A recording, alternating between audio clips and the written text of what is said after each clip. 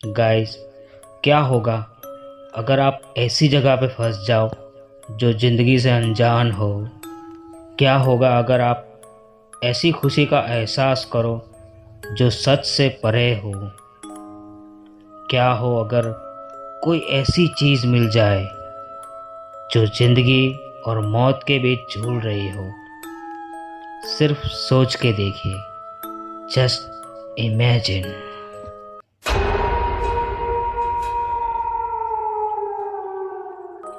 Guys, ये कहानी मेरी खुद की है।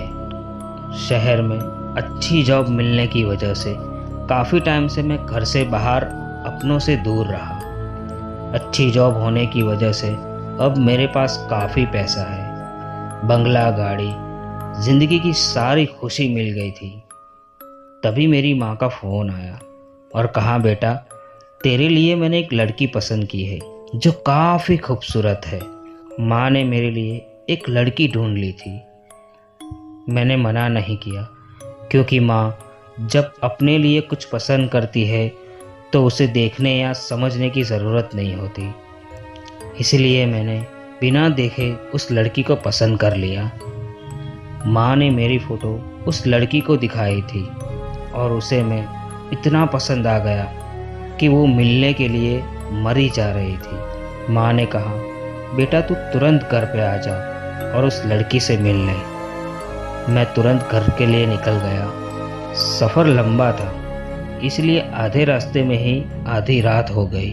ऊपर से बारिश का मौसम था, इसलिए बारिश की बूंदें भी मेरे रास्ते की रुकावट बन रही थी और कुछ बूंदें मेरी गाड़ी से लिपटकर मेरे साथ साथ चल रही थी। इसी बीच माँ की कुछ बातें मुझे याद आई।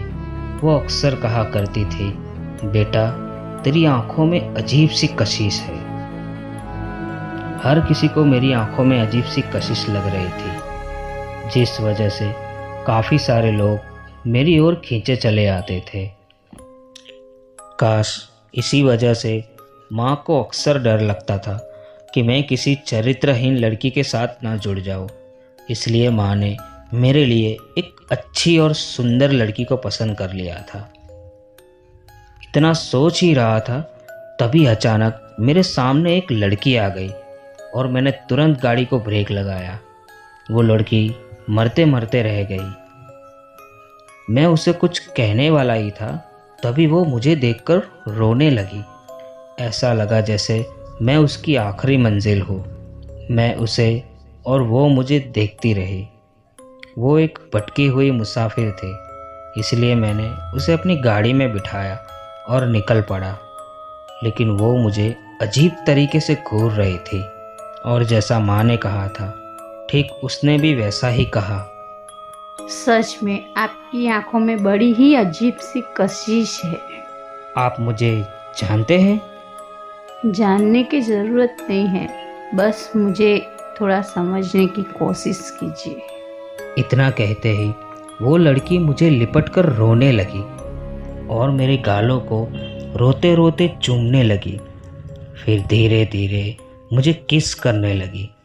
मैं भी मदहोश होकर उसका पूरी तरह साथ देने लगा। बाहर बारिश की बूंदें मेरी गाड़ी को भिगो रही थी और अंदर हमारी कामुकता की बूंदें हमारे शरीर को भिगो रही थी।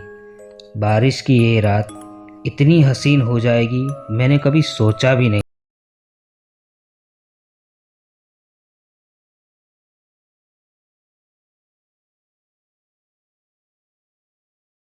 कि मैंने कितनी बड़ी गलती कर दी, क्योंकि मेरी नज़र आईने पर गई जो कभी झूठ नहीं बोलता, सारी सच्चाई सामने लाकर रख देता है।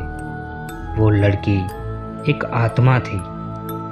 काफ़ी वक्त से मुझे ऐसा लग रहा था कि दो शरीर का मिलन हो रहा है, लेकिन बाद में मुझे पता चला कि शरीर और आत्मा का मिलन हो रहा है। मैं उसे कुछ कहने जाऊं, उससे पहले ही मैं अचानक बेहोश हो गया। लेकिन जब होश आया तब मुझे पता चला कि मैं अब अकेला हूँ। जैसे तैसे करके मैं घर पहुँच गया, अपने परिवार से मिला। लेकिन मेरे परिवार की आंखों में मुझे मिलने की खुशी नहीं बल्कि कुछ खोने का गम था।